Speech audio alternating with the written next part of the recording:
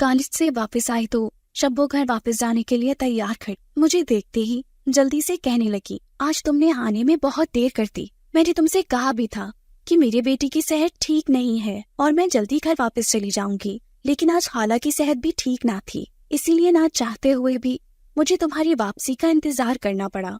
उसकी परेशान शक्ल देखकर मुझे शर्मिंदगी हुई थी, इसीलिए शर्मिंदा लहजे में जवाब दिया, मैंने बहुत कोशिश की थी कि कॉलेज से जल्दी निकलूं, लेकिन तुम तो जानती हो कि मेरे सालाना इम्तिहानात में बहुत कम वक्त रह गया है, इसलिए मैंने सारी क्लासेस अटेंड की थी। मेरा जवाब सुनने से पहले ही शब्बो ने एक बड़ी सी चादर में खुद को ढांप लिया था और जल्दी से कहा, अब मैं जा रही हूँ, तुम खाला का ख्याल रखना, उनकी सेहत बिल्कुल भी ठीक नहीं है।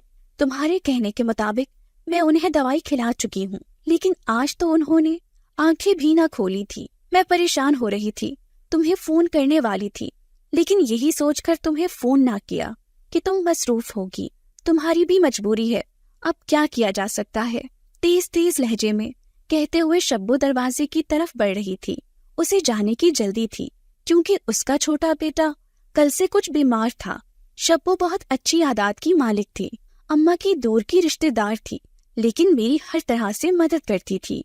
चंद साल पहले अब्बा के इंतकाल के बाद अम्मा भी बीमार रहने लगी थी। ऐसे मौके पर शब्बो के अलावा मैं किसी पर एतबार न कर सकती थी। पूरा घर किसी के हवाले करके घर से बाहर चली जाना इतना आसान ना था, इसीलिए मैंने शब्बो को ही घर के काम काज के लिए रख लिया था। शब्बो का शौहर एक मजदूर आदमी था, घर का खर्च पूरा करना उसके लिए आसान ना था। ऐसे में शब्बो को मैं एक माकूल तनख्वाह देती थी, जिसकी वजह से वो बहुत खुश थी। मैं भी खुश थी कि वो अम्मा का हर तरह से ख्याल रखती थी, यहाँ तक कि घर का सारा काम भी बहुत दिलजमी से कर देती थी। मैं उसकी बहुत शुक्रगुजार थी। अगर वो ना होती तो अम्मा के तन्हाई के ख्याल से और बीमार हो जाने की वजह से मुझे अपनी पढ़ाई अधूरी छोड़नी पड़ती। अब्बा जायदाद में चंद दुकानें शहर में छोड़ कर गए थे, जिनसे अच्छा खासा किराया आ जाता था, जिसकी वजह से हम दोनों माँ बेटियों की गुजर बसर अच्छी हो रही थी। शब्बो के जाने के बाद मैं यूनिफॉर्म तब्दील करके अम्मा के पास ही आकर बैठ गई। मेरी आमद पर अम्मा ने आंखें खोलकर भी मुझे ना देखा।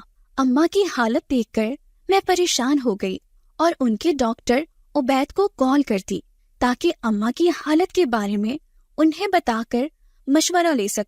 अम्मा को अब्बा की जुदाई का गम खाए जा रहा था। अब्बा की वफात के बाद एक दिन भी मैंने अम्मा को मुस्कुराते हुए ना देखा था। वो तो हंसना ही भूल रही थी। उनका नफ्सियाती इलाज भी करवाया गया था, लेकिन कोई खास अफाका ना हुआ।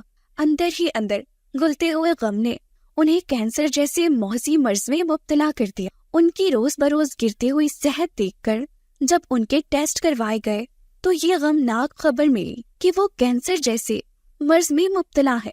उनका इलाज जारी था, लेकिन डॉक्टर उबैद का कहना था कि ये खुद ही जिंदगी की तरफ वापस लौटकर आना नहीं चाहती। जब तक इंसान की कुव्वते मदाफियत बरकरार रहती है, वो हर बीमारी से लड़ सकता है। लेकिन अम्मा तो अब्बा के मरने के बाद ही इस दुनिया से किनारा कशी इख्तियार कर गई थी। डॉक्टर उबैद के कहने के मुताबिक मैं अम्मा को हॉस्पिटल ले गई ताकि एक बार फिर उनका मुआयना किया जा सके। उनकी सीरियस हालत को देखते हुए अस्पताल में एडमिट कर लिया गया और फिर इलाज भी शुरू कर दिया गया। रात तक उन्हें होश आ गया था, लेकिन वो बेहद कमजोर और बीमार दिखाई दे रही थी। उनकी हालत देखकर मैं अपने आंसू को कंट्रोल करने की कोशिश कर रही थी, लेकिन ना जाने मुझे क्यों ऐसा लग रहा था कि अम्मा की हालत ठीक नहीं है। मुझे किसी अनहोनी का खौफ था। मैंने तो कभी ये तसव्वुर भी ना किया था कि अम्मा के बगैर भी मुझे जिंदगी गुजारना पड़ेगी, इसलिए मुझसे अम्मा की हालत ना देखी जा रही थी। मैंने शब्बो को फोन पर बता दिया था कि अम्मा की सेहत ठीक नहीं, इसीलिए उन्हें अस्पताल ले आई हूँ। शाम को शब्बो अपने शौहर के साथ आ गई। उसकी मौजूदगी से मुझे कुछ हौसला हुआ था। अम्मा की हालत देखकर वो रात मेरे पास ही रुकना चाहती थी, लेकिन मैंने उसे मना कर दिया क्योंकि उसके बेटे की सेहत ठीक ना थी। अम्मा ने इंतहाई नकाहत भरे अंदाज से शब्बो को अपने करीब आने का इशारा किया। मुझे बहुत हैरत हुई थी, نہ جانے اماں کو اس سے کیا کام تھا۔ شبو نے اماں کے منہ کے قریب اپنا کان کر دیا اور توجہ سے سننے لگی۔ میری بھی ساری توجہ ان دونوں کی طرف تھی، لیکن اماں کی نکاہت بھری آواز اتنی اونچی نہ تھی کہ میرے کانوں تک بھی پہنچ پاتی۔ اقرار میں سر ہلاتے ہوئے شبو سیدھی کھڑی ہو گئی۔ میں حیران نظروں سے اس کی طرف دیکھنے لگی۔ وہ اپنے شوہر کے پاس گئی اور اس سے فون لے کر میرے پاس آ گئی۔ موبائل فون میرے سامنے کیا تو اس پر ایک نمبر دکھائی دے رہا تھا۔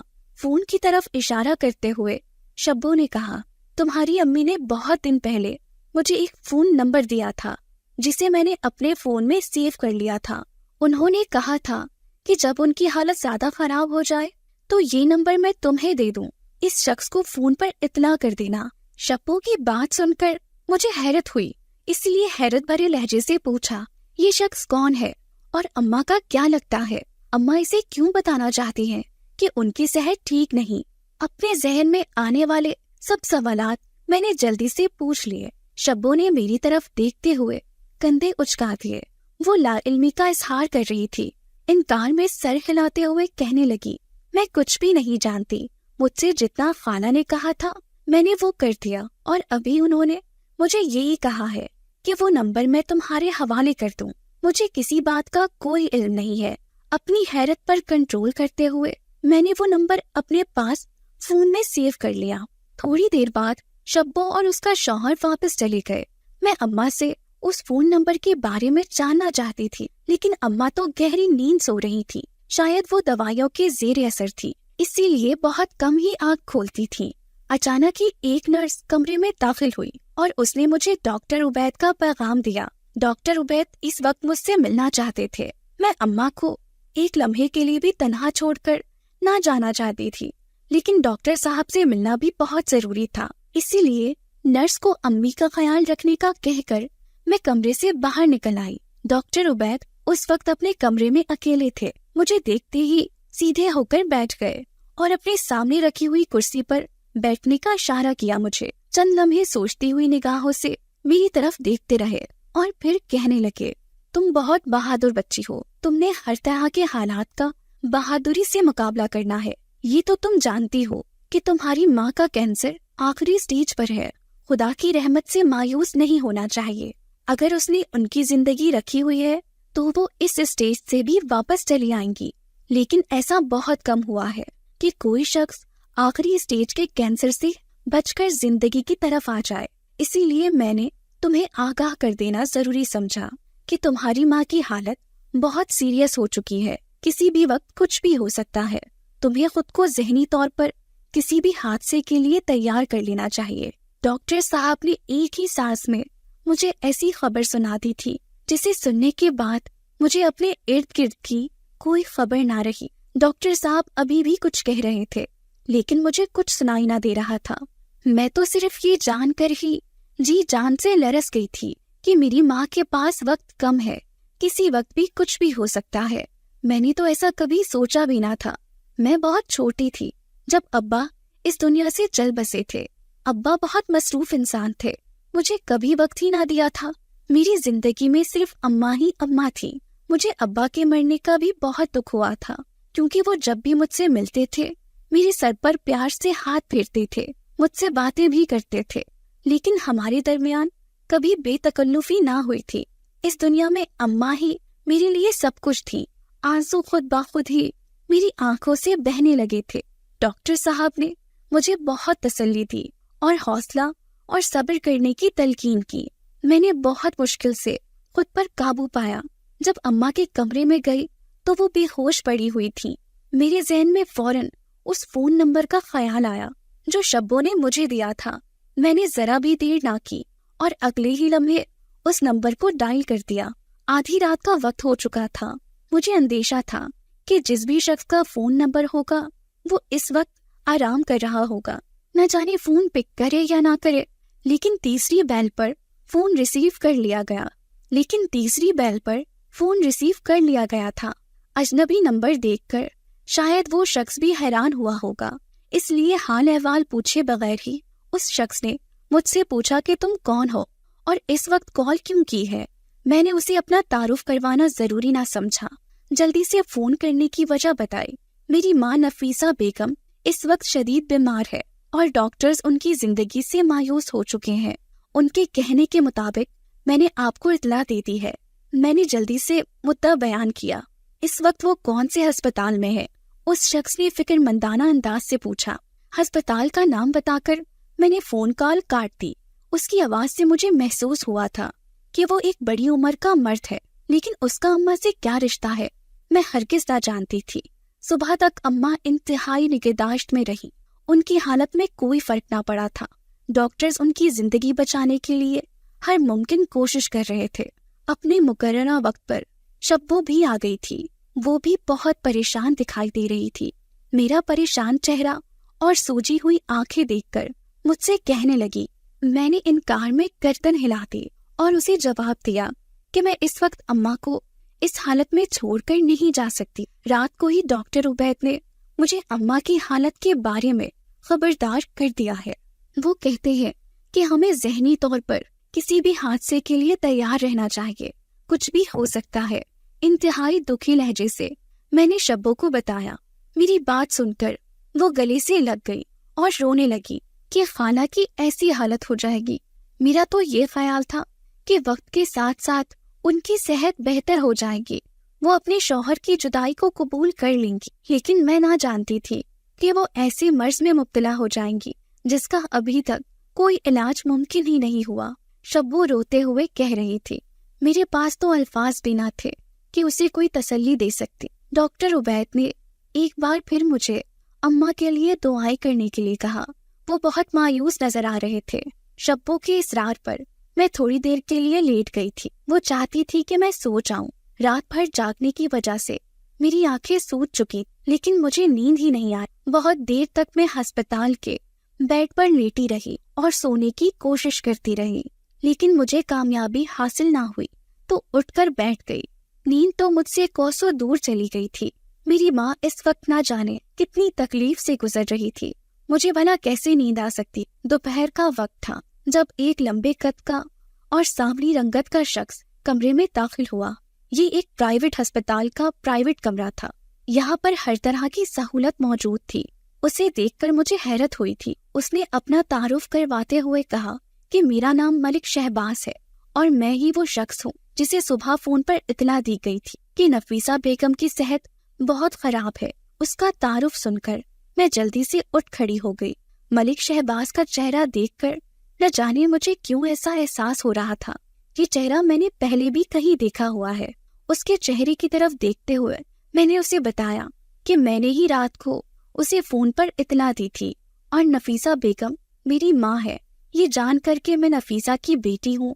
उसने मेरी तरफ गौर से देखा और फिर मेरे सर पर शफकत से हाथ रख दिया। तुम्हारी माँ की सेहत अब कैसी है?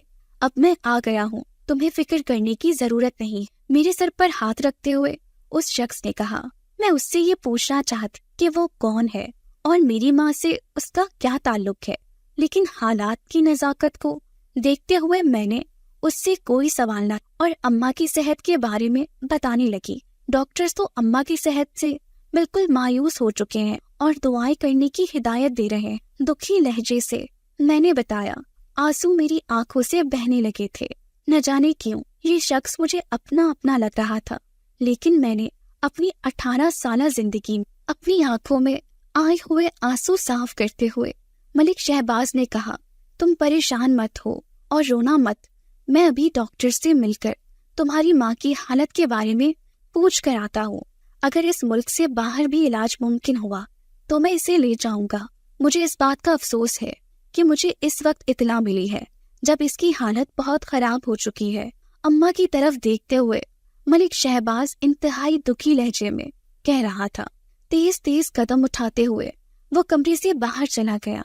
शब्बो भी कमरे में मौजूद थी और हैरत भरी नजरों से मेरी तरफ देखते हुए पूछने लगी कि ये शख्स कौन है? क्या तुम इसे जानती हो? जिस पर मैंने लाइल्मी का इजहार करते हुए कहा कि मैं आज पहली बार मलिक शहबाज से मिल रही हूँ। मैं नहीं जानती कि ये कौन है। अगर अम्मा को होश आ गया तो मैं जरूर पूछूंगी कि मलिक शहबाज के साथ उनका क्या रिश्ता है, लेकिन मलिक शहबाज का चेहरा देखते हुए مجھے ایسا محسوس ہوتا ہے کہ میں نے اسے پہلے بھی کہیں دیکھا ہے۔ شبو کی طرف دیکھتے ہوئے میں نے جواب دیا۔ شبو میری طرف غور سے دیکھنے لگی اور اچانک ہی کچھ یاد آ جانے والے انداز پر مسکراتے ہوئے مجھے کہنے لگی کہ اگر تم غصہ نہ کرو تو میں تمہیں بتا سکتی ہوں کہ اس شخص کی شکل کس سے ملتی ہے، اور اس شخص کو دیکھ کر تمہیں ایسا احساس کیوں ہوا ہے کہ تم نے اسے پہلے بھی کہیں دیکھا ہے۔ شبو کا انداز انتہائی تجسس بھرا تھا۔ میں نے اس کی طرف مصنوعی غصے سے دیکھا اور کہا کہ اگر تم جانتی ہو تو مجھے بتا دو، اب تک تو تمہیں بتا دینا چاہیے تھا۔ اس سے پہلے کہ وہ مجھے کوئی جواب دیتی، ملک شہباز ڈاکٹر عبید کے ساتھ کمرے میں داخل ہوا۔ اس کے ہاتھ میں اماں کی فائل بھی تھی جس میں اماں کے تمام ٹیسٹ ریکارڈ اور علاج کے متعلق معلومات موجود تھیں۔ ڈاکٹر عبید ملک شہباز کو اماں کی بیماری کے متعلق بتا رہے تھے۔ ان کے کہنے کے مطابق اماں کے پاس اب زیادہ وقت نہ تھا اور ان کی حالت ایسی بھی نہ تھی کہ انہیں ملک سے باہر علاج کے لیے لے جایا جا سکے، لیکن ڈاکٹر عبید نے ملک شہباز کو اماں کا علاج کروانے سے بھی منع نہ کیا تھا۔ کہتے تھے کہ آپ کوشش کر کے دیکھ لیں، مایوس نہیں ہونا چاہیے۔ اللہ تعالیٰ جو بھی کرتا ہے انسان کے لیے بہتر ہی کرتا ہے۔ اگر آپ کوشش کرنا چاہتے ہیں تو مجھے کوئی اعتراض نہیں، لیکن اماں کی حالت دیکھتے ہوئے ملک شہباز نے بھی خاموشی اختیار کر لی تھی، اور پھر ایک رات اماں خاموشی سے ہمیں چھوڑ کر چلی گئی۔ یہ خبر مجھ پر آسمان بن کر گری تھی۔ ڈاکٹر عبید کے کہنے کے مطابق میں آنے والے حالات کے لیے خود کو تیار کر رہی تھی، لیکن اماں کے ہمیشہ کے لیے چلے جانے کی خبر سن کر برداشت کرنا میرے لیے ممکن نہ تھا، اسی لیے رونے لگی۔ میں جب بھی اماں کا کفن میں لپٹا ہوا چہرہ دیکھتی تو مجھے اپنا دل بند ہوتا محسوس ہوتا تھا۔ ایسا لگتا تھا کہ میرا سانس بھی میرا ساتھ چھوڑ جائے گا، اور پھر میں ارد گرد سے بے خبر ہو جاتی۔ اماں کے جنازے تک نہ جانے میں کتنی بار بے ہوش ہو چکی تھی۔ اس دنیا میں مجھے اکیلی چھوڑ کر اماں ہمیشہ کے لیے چلی گئی تھی۔ چند دن تک تو میں ارد گرد سے بے خبر ہی رہی۔ ایسی کیفیت تھی کہ مجھے کسی بات کی کوئی خبر نہ تھی۔ جب چند دن بعد مجھے ہوش آیا تو یہ دیکھ کر میں حیران رہ گئی کہ ملک شہباز اور گھر کی تمام ذمہ داریاں اس نے سنبھالی ہوئی تھی۔ شبو نے مجھے بتایا کہ جب سے اماں اس دنیا سے گئی ہیں وہ شخص یہیں پر موجود ہے، سارے انتظامات خود ہی سنبھالے ہوئے ہیں۔ میری تو حیرت کی کوئی انتہا ہی نہ رہی تھی کہ یہ اجنبی شخص کیسے ہمارے گھر کا مالک بنا ہوا ہے۔ محلے کی چند خواتین نے بھی مجھ سے ملک شہباز کے بارے میں پوچھا تو میں نے خاموشی اختیار کر لی، کیونکہ میں خود بھی نہیں جانتی تھی کہ یہ شخص کون ہے۔ اماں کے مرنے کے بعد سے شبو رات کو میرے پاس ہی رہتی تھی۔ اس کے بچے اور شوہر بھی اس کے ساتھ ہی تھے۔ ملک شہباز کی وجہ سے وہ سب بھی پریشان تھے، مستقل طور پر ہمارے گھر میں ہی قیام کر رہا تھا، اسی لیے شبو اور اس کے شوہر کو بھی ہمارے گھر میں ہی رہنا پڑتا تھا۔ شبو نے مجھے بتایا تھا کہ اس کا شوہر کہتا ہے کہ وہ کسی اجنبی مرد کی موجودگی میں تم دونوں کو تنہا نہیں چھوڑ سکتا، اس لیے جس دن سے خالہ اس دنیا سے گئی ہے شام سے پہلے ہی وہ ادھر آ جاتا ہے۔ میری وجہ سے نہ صرف شبو بلکہ اس کے شوہر کو بھی بہت تکلیف اٹھانی پڑ رہی تھی۔ میں نے ان دونوں کا شکریہ ادا کیا۔ شبو جیسے مخلص لوگ زندگی میں بار بار نہیں ملتے۔ میں چاہتی تھی کہ ملک شہباز واپس چلا جائے تو میں شبو اور اس کے شوہر کو مستقل طور پر اپنے گھر ہی منتقل کر لوں، لیکن وہ عجیب شخص تھا۔ سارا دن ڈرائنگ روم میں بیٹھا رہتا، جو شخص بھی اماں کی تعزیت کے لیے آتا اس سے ملتا اور فاتحہ خوانی کرتا۔ محلے کے لوگوں نے دبے الفاظ میں باتیں کرنا شروع کر دی تھی۔ شبو کچن میں کام کر رہی تھی جب میں اس کے قریب جا کر کھڑی ہوئی اور جھنجھلاتے ہوئے انداز میں کہنے لگی، تم ملک شہباز سے پوچھو نا کہ وہ کیوں نہیں جا رہا، اب اسے یہاں سے چلے جانا چاہیے۔ اس کی وجہ سے مجھے بہت پریشانی ہونے لگی ہے، لوگ نہ جانے ہمارے بارے میں کیا سوچتے ہوں گے۔ شبو نے ایک لمبا سانس لیتے ہوئے بے بسی سے میری طرف دیکھا اور دھیمے لہجے سے کہنے لگی کہ اب اسے کہہ دوں کہ یہاں سے چلا جائے، لیکن ہر بار یہی سوچ کر ارادہ بدل دیتی کہ اللہ ہی جانتا ہے کہ اس کا خالہ کے ساتھ کیا رشتہ تھا۔ پرسوچ انداز سے شبو نے جواب دیا۔ اس کا جواب سن کر بھی میرا غصہ کم نہ ہو رہا تھا، اس لیے غصیلے لہجے سے میں نے کہا، اس کا اماں سے جو بھی رشتہ ہو اب اسے یہاں سے چلے جانا چاہیے۔ شبو نے جلدی سے میری طرف دیکھا اور ہاتھ کے اشارے سے مجھے غصہ کم کرنے کے لیے کہا، تم کیوں پریشان ہوتی ہو، وہ چلا ہی جائے گا، کب تک یہاں رکے گا؟ شبو نے مجھے تسلی دیتے ہوئے کہا۔ پاؤں پٹکتے ہوئے میں کچن سے باہر نکلنے لگی، لیکن شبو کی آواز نے میرے قدم روک دیے۔ اس شخص کا خالہ کے ساتھ کوئی نہ کوئی رشتہ ضرور تھا۔ ہسپتال کے بل سے لے کر 8 دن تک کے تمام اخراجات برداشت کر رہا ہے، ایک پیسہ بھی ہم سے نہیں لیا اور نہ ہی اخراجات کے متعلق تم سے کوئی بات کی ہے۔ اس شخص کو کچھ بھی کہنے سے پہلے اچھی طرح سوچ لینا، شبو نے مجھے سمجھاتے ہوئے کہا۔ اس کی بات سن کر تو میں مزید پریشان ہو شبو کی بات کا جواب دینے کی بجائے میں اپنے کمرے میں آ گئی اور ملک شہباز کے بارے میں سوچنے لگی۔ تھوڑی دیر بعد شبو میرے کمرے میں آئی اور کہنے لگی کہ ملک شہباز نے مجھے ڈرائنگ روم میں بلایا ہے۔ جب سے اماں فوت ہوئی تھی میں نے اسے گھر میں ادھر ادھر گھومتے ہوئے ضرور دیکھا تھا، لیکن اس سے کوئی بات نہ ہوئی تھی۔ اب شاید اس نے مجھے کسی ضروری بات کے لیے بلایا تھا، میں نے سوچا اور ڈرائنگ روم میں آ۔ یہاں پر شبو کا شوہر بھی موجود تھا۔ مجھے دیکھتے ہی ملک شہباز اٹھ کر کھڑا ہو گیا اور مسکراتے ہوئے میری طرف دیکھنے لگا۔ کمرے میں داخل ہوتے ہوئے میں نے سلام کیا اور پھر اس کے قریب کھڑے ہو کر پوچھا کہ آپ نے مجھے بلایا تھا، مجھ سے کوئی ضروری کام ہے؟ میرے سلام کا جواب دینے کے بعد ملک شہباز صوفے پر بیٹھ گیا اور مسکراتے ہوئے کہنے لگا، مجھے تم سے ضروری کام تھا، اسی لیے بلایا ہے۔ میں تم سے یہ کہنا چاہتا تھا کہ میں اپنے گھر واپس جا رہا ہوں۔ اگر تمہیں کسی بھی چیز کی ضرورت ہو، کوئی بھی مسئلہ ہو، تم مجھے فون کر سکتی ہو، میں ہر وقت تمہارے مسائل کے حل کے لیے موجود ہوں گا۔ ملک شہباز انتہائی سنجیدہ لہجے سے مجھے یہ کہہ رہا تھا۔ اس کی بات سن کر میں دل ہی دل میں خوش ہونے لگی کہ وہ یہاں سے جا رہا تھا۔ سنجیدہ لہجے سے میں نے جواب دیا، آپ کا بہت شکریہ، آپ نے اتنے دن ہمارا خیال رکھا۔ مجھے امید ہے کہ مجھے کبھی بھی آپ کی مدد کی ضرورت نہ پڑے گی، لیکن اگر کبھی مجھے کوئی مسئلہ ہوا تو آپ کو ضرور بتاؤں گی۔ اس کے بعد ملک شہباز چلا گیا۔ اس کے جانے پر میں نے شکر ادا کیا۔ شبو اور اس کا شوہر بھی بہت خوش تھے۔ گھر کے کام کاج اور رکھوالی کے لیے میں نے شبو سے کہہ دیا تھا اور اس کے لیے معقول معاوضے کی پیشکش بھی کی تھی۔ میں نے کالج دوبارہ سے جوائن کر لیا تھا۔ اماں کے بغیر یہ دنیا بہت عجیب لگ رہی تھی، کچھ بھی اچھا نہ لگتا تھا، لیکن زندہ رہنے کے لیے میں سب کچھ کر رہی تھی۔ میں خود کو مصروف کر دینا چاہتی تھی تاکہ اماں کی جدائی کا خیال میرے ذہن سے نکل سکے، لیکن ایسا ممکن نہ تھا۔ ہر لمحہ، ہر پل مجھے ماں کی یاد آتی تھی اور اکثر ایسا ہوتا تھا کہ میں انہیں یاد کر کے رونے لگ جاتی۔ ایک روز میں کالج سے واپس آئی تو گھر میں کافی لوگ موجود تھے، جنہیں دیکھ کر میں حیرت زدہ رہ گئی۔ ملک شہباز مجھے دیکھ کر جلدی سے آگے بڑھا اور میرے سر پر انتہائی شفقت سے ہاتھ رکھتے ہوئے کہا، میں جانتا تھا کہ تم تنہا ہوگی، اسی لیے اپنی فیملی کو بھی یہاں پر ہی لے آیا ہوں۔ تمہاری اماں سے میرا وعدہ تھا کہ میں اس کی بیٹی کو کبھی اکیلا نہیں چھوڑوں گا جب تک تمہاری پڑھائی مکمل نہیں ہو جاتی اور تمہاری شادی نہیں ہو جاتی۔ میں تمہارے ساتھ ہی رہوں گا۔ میں حیرت بھری نگاہوں سے ملک شہباز کی بیوی اور بچوں کو دیکھ رہی تھی۔ وہ بچے نہیں تھے، عمر میں سب مجھ سے بڑے ہی لگ رہے تھے۔ مجھے حیران نظروں سے سب کے چہروں کی طرف دیکھتے ہوئے ملک شہباز کو ان کا تعارف کروانے کا خیال آ ہی گیا۔ یہ میرا سب سے بڑا بیٹا تنویر ہے، اس نے ابھی یونیورسٹی سے تعلیم مکمل کی ہے اور اب ملک سے باہر جانا چاہتا ہے۔ تنویر سے چھوٹی نادیہ اور نادیہ سے چھوٹی افشا ہے۔ سب سے چھوٹا بیٹا ولید ہے۔ ملک شہباز سب کا تعارف کروا رہے تھے۔ سب سے آخر میں اپنی بیگم نبیلہ کا تعارف کروایا۔ سب کے چہرے بہت بیزار دکھائی دے رہے تھے۔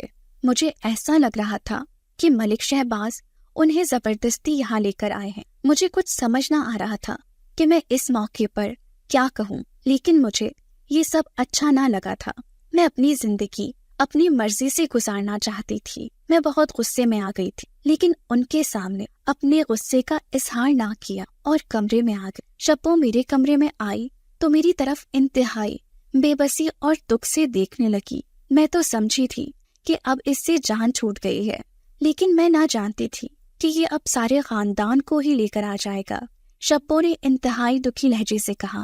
شبو کی بات سن کر انتہائی تلخ لہجے میں میں نے کہا، تم فکر نہ کرو، میں خود ملک شہباز سے بات کروں گی کہ وہ یہاں سے چلا جائے، مجھے کسی کی کوئی ضرورت نہیں ہے۔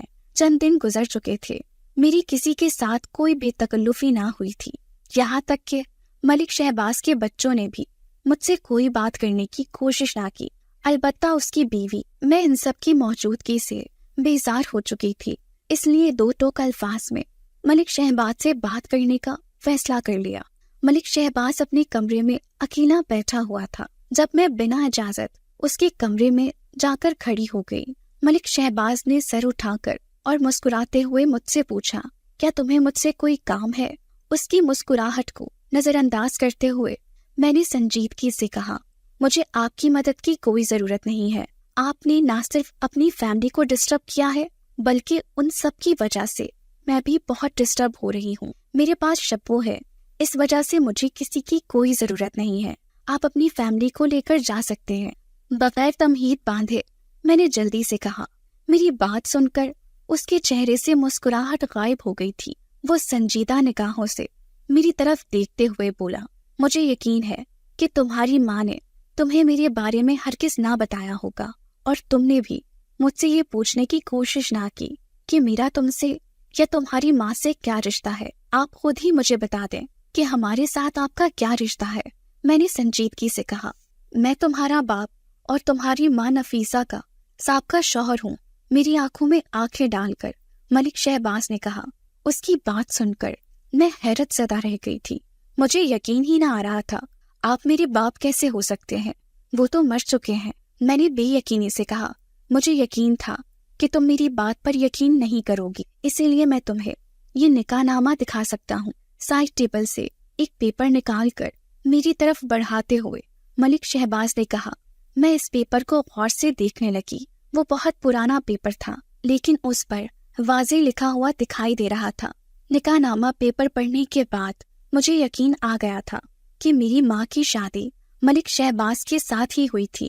بے یقین نگاہوں سے میں ملک شہباز کی طرف دیکھنے لگی۔ ملک شہباز بھی میری بے یقینی کو سمجھ گیا تھا، اسی لیے ماضی کو یاد کرتے ہوئے کہنے لگا، میں اور تمہاری ماں نفیسہ چچا زاد کزن تھے اور بچپن سے ہی ایک دوسرے سے منسوب تھے، لیکن میں اسے پسند نہ کرتا تھا، اس لیے خاندان سے باہر اپنی مرضی سے شادی کر لی تھی۔